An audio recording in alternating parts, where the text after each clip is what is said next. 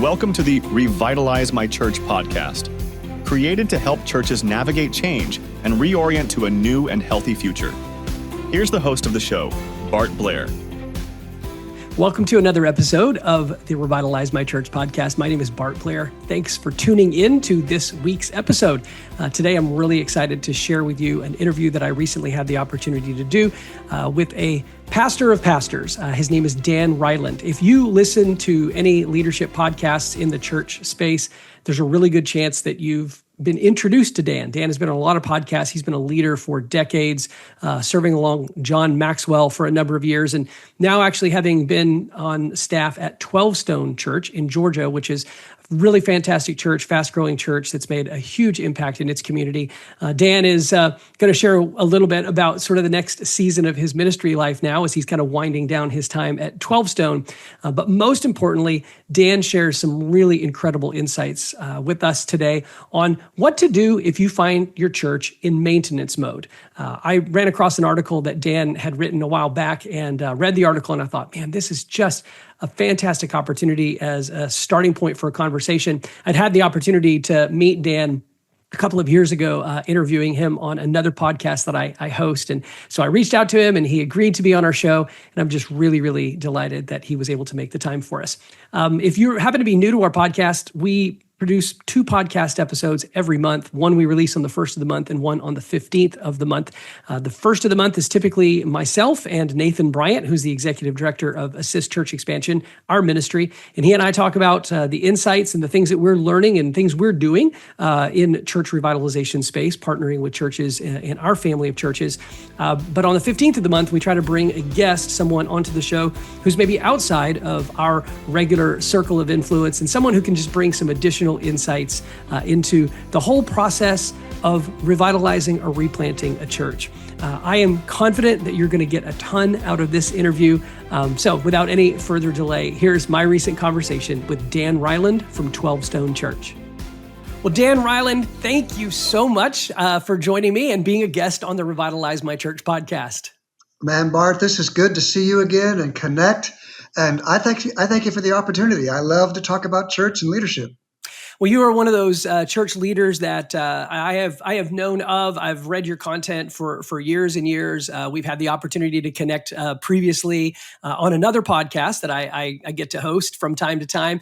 And you posted an article on Twitter not too long ago. I clicked on the article, I read it, and I was like, oh my goodness, this is so good. I need to have a conversation with Dan about this particular content. And we're going to get to that in just a few minutes. But before we get to the content of that article, I'd love for our audience that may not know anything about you, they don't know your background, they don't know who you are. Why don't you share a little bit of your story? Share your story, how you came into ministry, where you are, and what you're doing today. Sounds good. So, I'm a native of SoCal, Southern California, born and raised in San Diego. We moved to Atlanta in 1997. I've been married, can you believe it? Ready, drum roll, 43 years. Wow. Got 2 kids. One's married, the other one's taking applications, and three grandkids. We love them to death. They're so much fun. And I have served as an executive pastor for a little over 4 decades. Wow. I started when I was 12, and so I started with I was John Maxwell's first XP, or actually his only exec pastor, and then we moved with Enjoy. Anybody can give a shout out to a cassette tape. Younger leaders, look it up. Wikipedia, you'll kind of see what a cassette tape is. But we traveled to churches and did all kinds of things, and then God called me to Atlanta, where I connected with Kevin Myers at 12 Stone Church, where I'm wrapping up 23 years and get to go now full-time in coaching and consulting and having a blast. So let me answer one more little thing, because you asked this and I didn't answer it. How did I get started? Well, actually, I was you'll love this. My major in college was criminal justice administration. And I didn't want to be a cop, and I didn't want to be in probation. I didn't want to be a parole. I didn't want, so I ended up as a private investigator for a short time. And as a young Christian, just out of college, I was on a moving surveillance at one time, and God said, "This is not what I have for you." And just spoke to me. Literally, I'm doing this PI thing, and he said, "This is what I have for you." And that launched me into what I've been doing now for decades and decades. All right. That's very cool. Now you have 2 grandchildren, but I know you have a collection of something else. You might have a little problem, a little addiction, 6 strings. How many guitars do you own, Dan? Oh, you're going to make me say it. I think 18 or 19. 18 or 19 guitars. Okay. So for those of you who are listening, there are some people in the world who get tattoos and they get addicted to getting tattoos and they just get more and more and more tattoos. I don't know if you have any tattoos, Dan, but I do know that you have a guitar problem. So well, that's cool. Do you know how many guitars are enough? One more than you have right now. One more. Yeah, I shouldn't tell you this, but all the pictures that are online, but I have them all online because so many people want to see them. The guitar people want to see them, so they're all photographed and they're in my bio, about Dan section of my website. But there's a couple that aren't even there yet, so I have to confess, yes. Another one has been, another couple more have been added in. My wife laughs at me because she says, "Dad, you're always selling the last guitar that you had to have to buy the next guitar that you have to have." And it's fun. It's just fun. Yes. I can relate. I'm down to 3. I only own 3. I'm down to 3. I was up to about 7. And I have scaled back to I have the very first guitar that I learned to play and learned to lead worship on. And then I have the other 2 guitars that I am most likely to ever play if I'm ever asked to play. So That's it. I've consolidated. I've got the other things that I spend money on. We're not going to get into that today, but I've given up on buying guitars. Although I do shop from time to time, but I've resisted the temptation. Yeah. Okay. Well, let's get on with our conversation about something that I think is going to be really, really helpful for our audience. This article that you wrote is called 7 Signs That Your Church May Be in Maintenance Mode. And what I'd love for you to do first is define maintenance mode and explain why you think it's important that a church has the ability to actually identify whether or not they're in maintenance mode. Absolutely. Absolutely. I mean, then we can, well, let me give a sentence that I actually put in there, but then I'd rather just give quickly after that. It's just a 1-word definition. Okay. I don't know if I wrote that or not, but what I jotted down in a sentence was an ongoing and unaddressed holding pattern in momentum or attendance. Now, we all know numbers aren't everything. Numerical growth isn't everything, but it's a tangible place to start. What I would toss out in our conversation here is a 1-word definition is simply stuck. Every pastor understands, every staff member understands what stuck means, whether it's your campus or your small group or the whole church. And so to the question why, I like that question. Why is this even important? Because aren't we serving Jesus? Aren't we loving people? Well, here's the thing. We can be working really hard. We can be staying really busy. But if the church isn't making progress, that's a lot of work to go nowhere. That's a lot of work. And why not? Let's go somewhere. That's the why. And I think, we may get to this later, but what are some of the main reasons for getting stuck? I think, or indicators. It's like no longer taking risks. That's a big one. Or the vision isn't compelling. Or sometimes, to be really candid, the vision isn't even knowable. It's not even part of the mix. It's just where we come to church and we go home and good people, godly leader, but we're not going anywhere, and we're not reaching new people. And for me, I just think pastors work too hard to go nowhere. Yeah. Yeah, it's a really good point. Being a pastor is hard work. You carry a lot of stress. You spend a lot of hours. And if I think that's interesting. I don't know if you're familiar with Seth Godin's book, The Dip. He uses the closest thing I can come from that book to this analogy is he uses the analogy of the cul-de-sac. When you're driving somewhere and you end up in a cul-de-sac, the cul-de-sac doesn't go anywhere. and you find yourself sort of in this perpetual loop where you're just kind of going around and round and round in circles. And when you're pastoring a church, when you're leading a church, it can be really, really exhausting to just keep going around and around and around in circles. There's not much enthusiasm that comes from leading people in a circle. There's not much energizing or exciting that comes from leading people in a circle. I think you're right. You want to go somewhere, don't you? That's why you got into this in the first place. You want to go somewhere.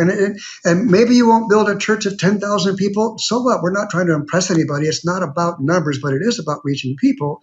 And here's the thing, too.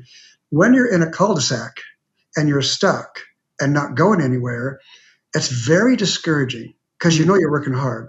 And I believe that discouragement is the enemy's number one tool to take pastors out. Yeah. And so we want to do everything we can to stay above the discouragement that comes from working really hard, but going nowhere. Right. Yeah. Now, in the article, you write that identifying the causes of being stuck, really, it starts from a place of discernment of one's own leadership. I guess it's an inward look. What specific questions should pastors be asking themselves, or what kind of self-evaluation should they be doing to determine whether or not they are stuck, or maybe what the causes are for their stuckness?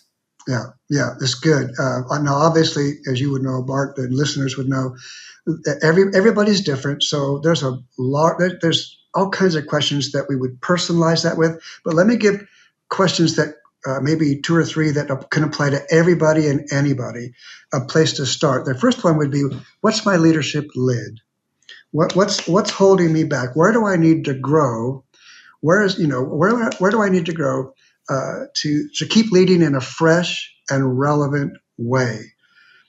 Actually growing as a leader, becoming a better leader. I think a very important second question is, who's your coach?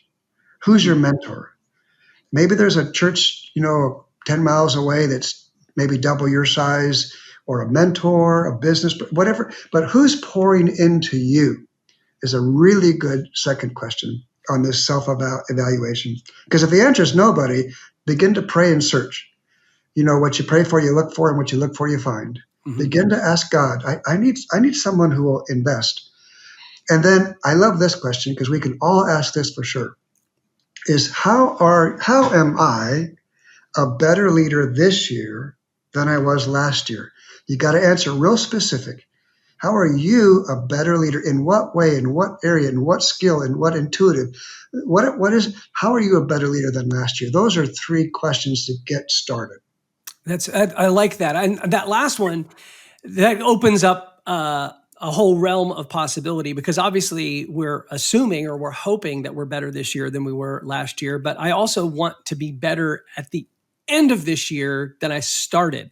So there are some things that I probably need to do, to use the old, I think it's a Stephen Covey-ism, to sharpen the saw, right? Yeah. To just keep getting better. So being able to identify, maybe I'll kind of double click on your question, is it maybe, rather than simply asking, am I better, or how am I better, what areas should I be better that I'm not better, right? Exactly. Maybe a little more honesty there, because it does take a humble spirit to be able to say, this is me. This is my personal experience. I was a senior pastor of a church for 5.5 years. I helped co-plant the church. And then about 18 months after we launched, I took over as the senior pastor. And I was really good at being the senior pastor of that church for about 3 years, because we were still in church plant launch mode. But about 3 years into my leadership journey, I realized the church needed a pastor. And my gifting was not strong enough in my pastoral and my shepherding gifts to be able to take the church really where it needed to go in the next season. And it took me a while to get honest enough about my own personal shortcomings to realize that if the church was going to get to the next level, either I had to sharpen the saw in becoming a better shepherd, or I had to bring somebody onto my team who had complementary gifts to me. Because essentially my church was, after 4.5, 5 years, we were stuck. And we were stuck because I didn't have the skills or the gifts to take us where we needed to go. Now, counsel me on that. I need some therapy on that one, Dan. Well, we'll do that after the show, okay? Okay, all right. All right. When you're working with church leaders, I know, right now you do some coaching of pastors and churches. You're about to go into a season where you're probably going to do a lot more. And I'm confident that you've had the opportunity to walk alongside pastors and church leaders who are in stuck churches or in a season of stagnancy. What do you see most frequently as the primary issue or the primary issues in those churches that cause them to be stuck? Outside of the leader, maybe in his gifting, what are some other things that you might see? Yeah, and I'm glad you added that caveat outside of the leader, because it really, everything rises and falls on leadership, right? Or as I like to add a little bit to that and say, next to the favor of God, everything rises and falls on leadership. Yeah. And so there's a couple that come to mind, and because I've been in more churches than you can imagine. And I don't know if these are in order or not, because they're really close, but I'm going to start with the one that might be the priority, even though I'm not sure it's the most. Anyway, so it would be emphasizing discipleship over evangelism. Now, I know that's, we'll have 16 people click out when I said that, but I hope they come back. Can you hear the boos? Do you hear people? Yeah. Oh, I know. I get booed all the time with it. And I quickly try to say, the Great Commission has both. Matthew 28, read your Bible, but there's an end to discipleship. Here's the thing. They're both important. They're both important. The Great Commission, I just said it. But I promise, hundreds of churches left unattended. All churches have a gravitational pull toward discipleship, not evangelism. And the end of discipleship, growing in your faith, your walk with Jesus, really ought to have evangelism in it. We can do the gifts. We can do John 5. We can do John 15. We can do all kinds of scripture passages about what a mature Christian looks like, and they're all good and all right. But they can also be 27 things. Sometimes I like to simplify it and just say, if somebody has a white hot prayer life and they're talking to people about Jesus, we're doing good right there.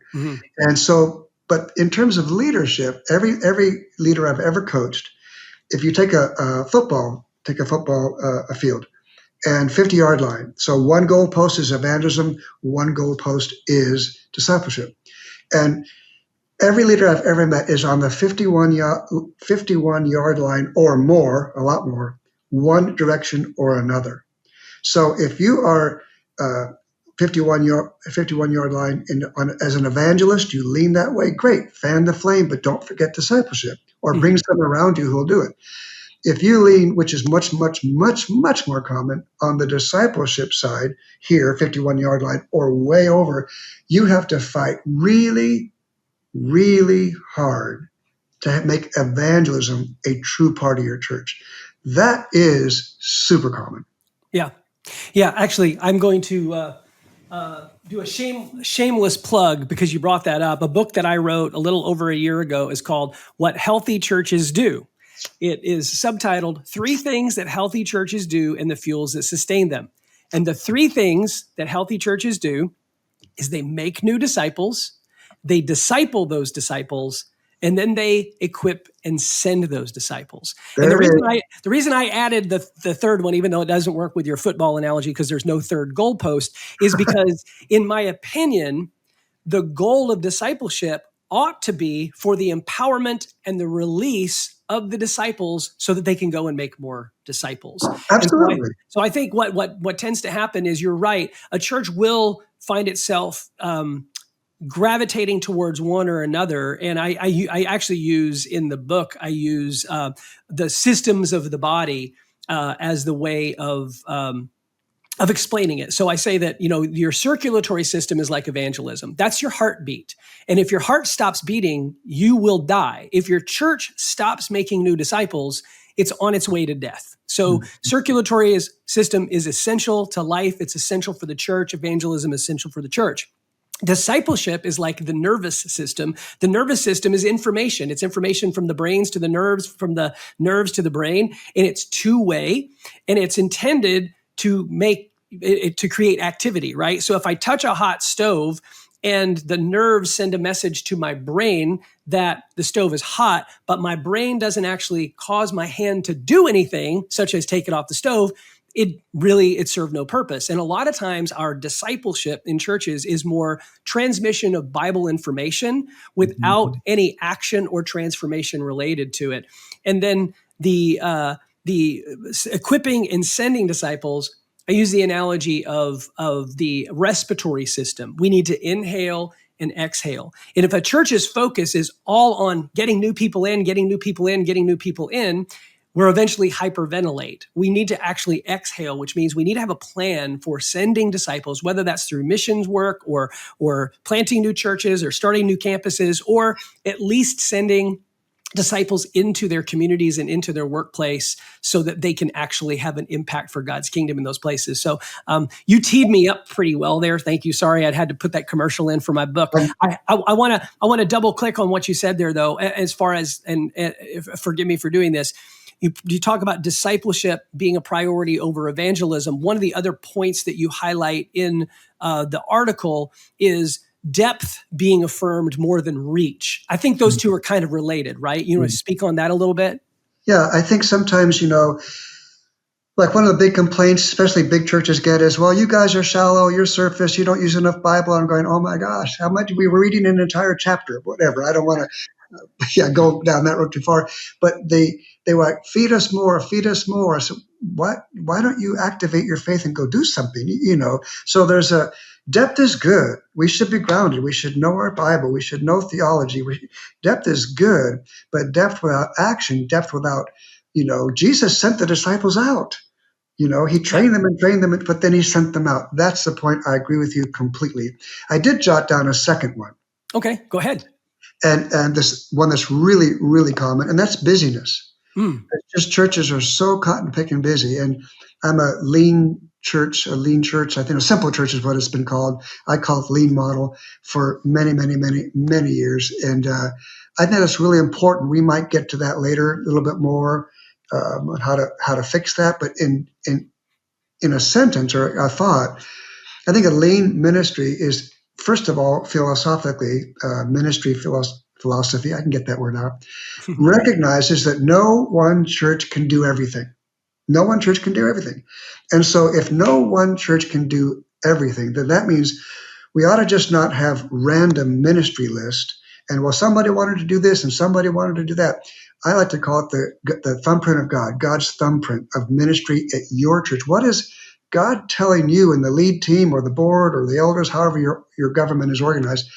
What is God telling you to do at your church? And do those irreducible minimum, as short as the list can possibly be, the ones that God is telling you to do, and not everything somebody can dream up.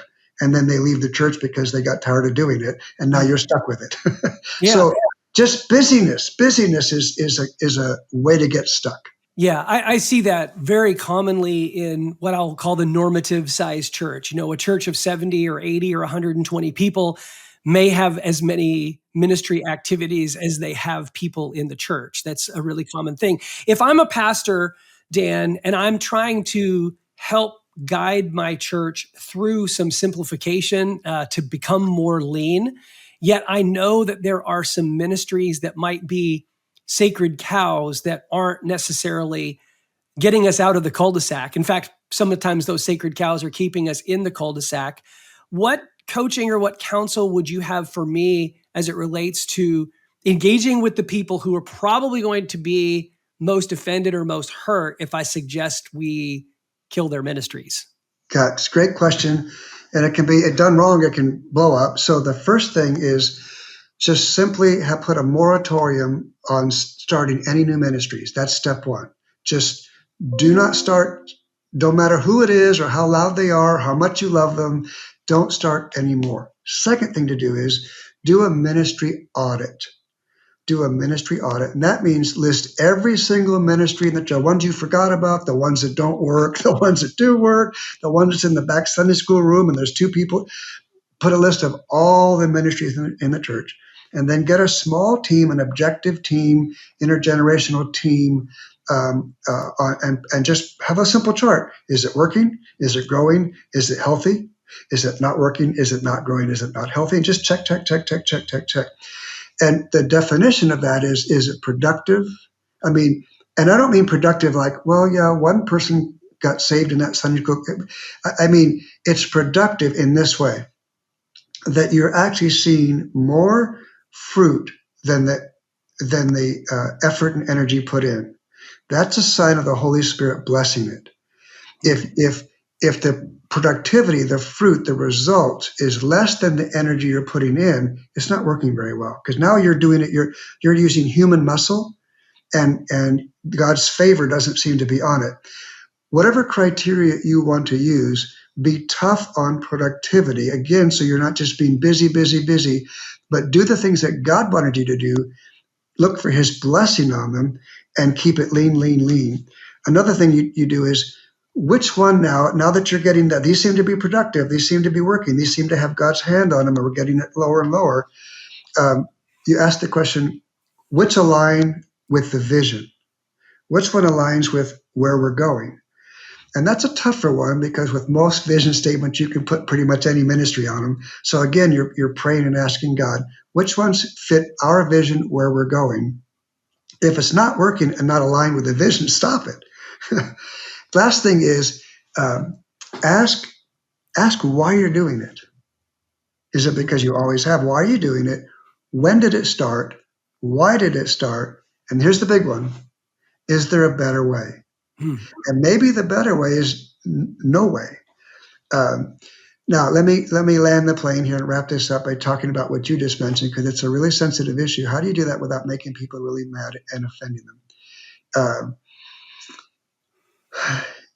You're going to have to take some risks. First of all, you go slow. Secondly, you honor them. You go slow, honor the person, invite them into something new. Invite them into something more productive. Invite them into something more vision-based. Then you've got to make changes. And I'll leave this topic. Actually, I don't want to talk too much on it. With one thought. If you change something in your church and nobody gets mad, you've just changed something that doesn't matter. Wow. Okay. That's a notable quote right there. I'm gonna hang on to that one. I'm going to back up just a little bit on something that you said. I think when you're talking about evaluating ministries, this is something perhaps most churches probably don't do and haven't done. And I would say part of the process in that going slow in evaluating the ministries is to actually define what your optimal outcomes are for each ministry, because chances are most of the time you don't even really know why you're doing what you're doing. And the reason I say that is that you use the term, you use the phrase or something to say, is it productive? Is it bearing fruit? Right. Well, if we haven't defined what the purpose of the ministry actually is, then it's all very non-quantifiable. I can't quantify what I'm doing. So we just call it discipleship, because we really haven't defined where we're taking disciples, what we want them to look like, what does a growing disciple in our church actually look like. And so we have this program, or we have this event, or we have this activity, and we define success by people actually showing up and participating in it. But that can't be the way you define success. You have to define success by where you're actually taking them on their journey. So is it an event or an activity that's designed to connect with people who are far from God, who need to know Jesus? And so obviously we're going to measure how many people hear the gospel, how many people respond to the gospel, right? That's a measurement. Is it something that's actually supposed to equip a disciple to grow in a specific area of their life? We better be able to quantifiably measure it. Otherwise, we don't know if we're winning or not. And then we're stuck again in that cul-de-sac, running around in circles, doing this ministry without really knowing if the ministry is fruitful or bearing the kind of fruit that we hope it will. So in that evaluation process, I would say, before I kill or cut any ministry, I'm going to sit down with a leader of that ministry and say, hey, can we define what the key performance objectives are, the key performance indicators to know that we're actually succeeding in this ministry? That way, if we give it another 6 months or another 12 months or another 2 years or however long, we can come back and say, yeah, we agreed that these are the measurable things that ought to be coming from this ministry. And clearly those things are not coming from this ministry. So we probably need to agree to wind this down or find a better way or a different way to do it. So that was just sort of a side note that kind of stuck in my head when you were talking about that. It's really important. Can I tell a quick story of how we started well in something at 12 Stone and ended in failure? Yeah, please. Yeah. So we launched, our discipleship or maturing in faith. It was way back, like 20 some years ago. One of those ball diamond, going around the bases. And at first, so we might get 30 or 40 people into the first class, and then they're going all the way around the bases, and they're getting in ministry, and they're praying, and it's really going great. And the system doubled the church. I mean, that process doubled the church. But by the time from X point to a pretty good sized church to X point, pretty good sized church, so it served well. It worked and it served well. But here's what happened: we would put 25 people into the first class, and then 3 months later, or whatever it is, there'd be 15 people coming. And then over here, it was 5 people coming. And down here was 2 people. I mean, and we thought this was the machine took over the mission. Wow. In other words, the massive amount of energy that it took to move 2 people around the bases, we could have stopped the whole system, fired the staff, and 2 people could have gotten 2 people and done just discipled them, So the machine took over, and we had to blow it up. But the staff was in love with it. The pastor had written stuff on it. And it was really hard to let go, but we realized it's not working, and we had to retool to go to the next level. That is a very good story. I appreciate that. And I think many of us have been there when we realize the manpower that we're putting into something, the juice isn't always worth the squeeze. I guess that's the best way of putting it. That's very good. The juice isn't always worth the squeeze. Let me ask you another question. This was something that also kind of stood out to me in the article that you wrote. And that was some emphasis on, or the distinction between delegation and development of leaders. I read the article, and that stood out to me because one of the things I thought was, I thought delegation was a good thing. And then I read your article and I realized, oh no, wait, the goal actually probably needs to be development, not delegation. For a pastor who has relied heavily on delegation, what does a shift towards development actually look like in practice? If I'm going to move from being a guy that's just getting people to help me to getting people to lead with me, what does that look like? How do I go there? Yeah, the shorter answer, and you can unpack it with me, we can unpack it together if we want. The short answer is simply shift the order. Okay. Typically, we delegate because pressure's here. We want to get rid of the pressure. That's human nature. We want to get rid of the pressure, so we get people to help, and we just delegate, and we hope it works. We don't know we don't know, and then maybe or maybe not, we'll develop them along the way. Typically, we're more equipping than we are developing, and there's a big difference between the two. But if you see, delegation without development is very discouraging. And so simply, and I know it's not this simple, but simply flip the order. You develop first, pour into them first, invest first, then delegate. Now, you think, well, I don't have that long. I don't have that much time. I can't wait that long. All right, well, then at least start. Start some 3 months, 6 months, something where you're pouring in, you're developing, you're taking them through a leadership book. You're doing something with them to prepare them to lead the thing that you're handing them. Just flip the order. Okay. I'm going to comment on this, and I'd like to hear your thoughts. I think there are two reasons why pastors who don't develop fail to develop.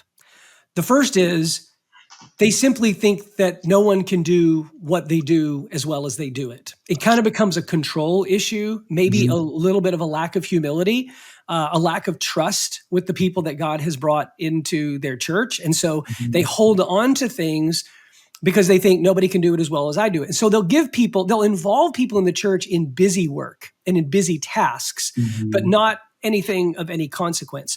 On the flip side, I think some pastors, and I'm going to bet this is more true for most of the pastors that are listening to this podcast, a lot of them don't feel like they can develop for the purpose of delegation is because they feel like they're paid staff, they're paid to do the job, they're paid to be the leader. And so they feel the pressure to be the ones who have to deliver on all the important stuff in the church. What's your experience with that? You have any thoughts or feedback on what I'm sharing there?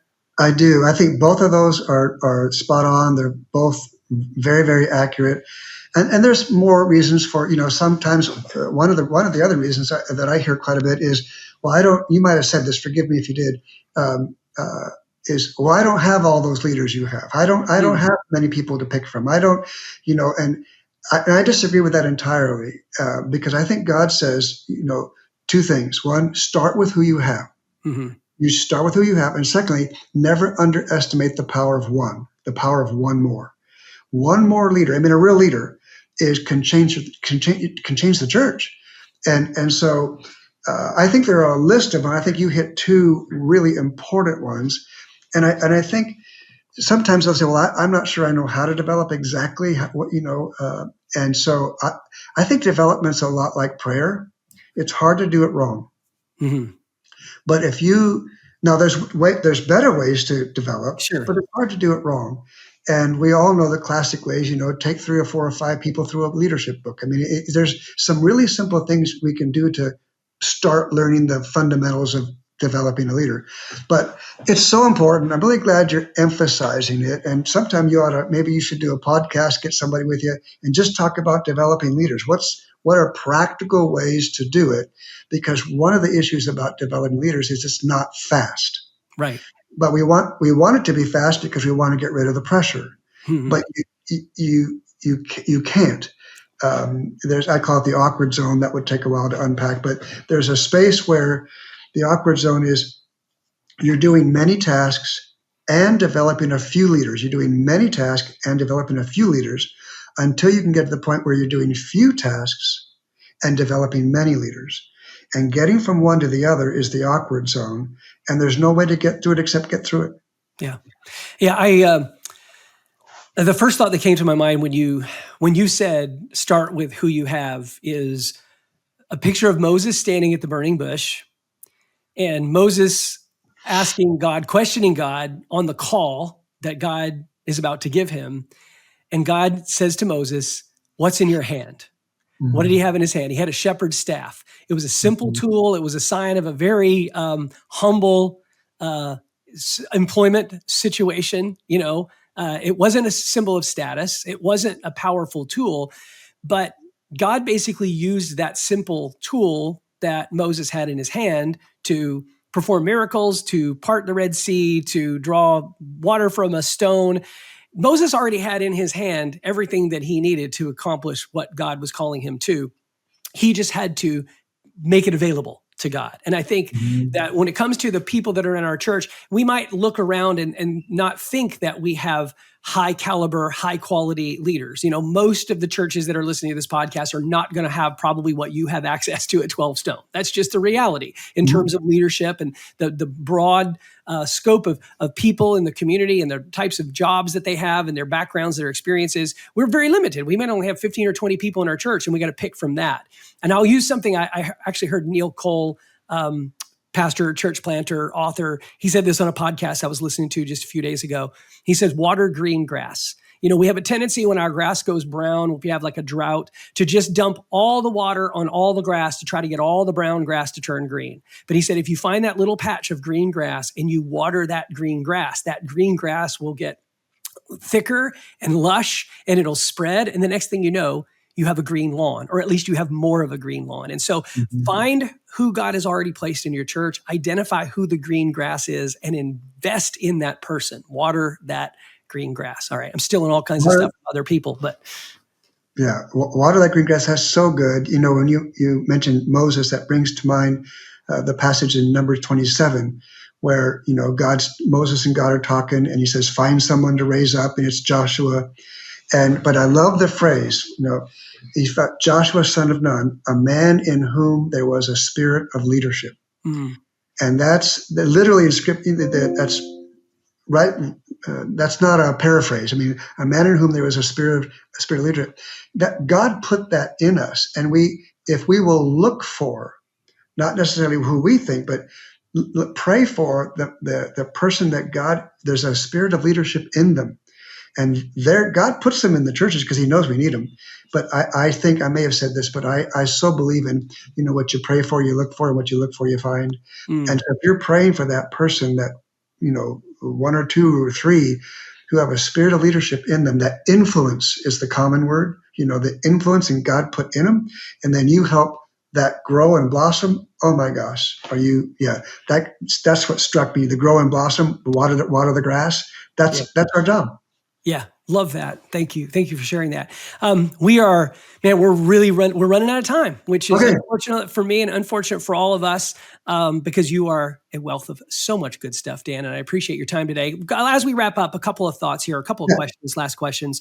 Can you just speak directly to our audience, those that are listening to this podcast? Maybe they're pastors or elders, volunteer church leaders. Their churches may be in a difficult season, or they are in a difficult season of ministry.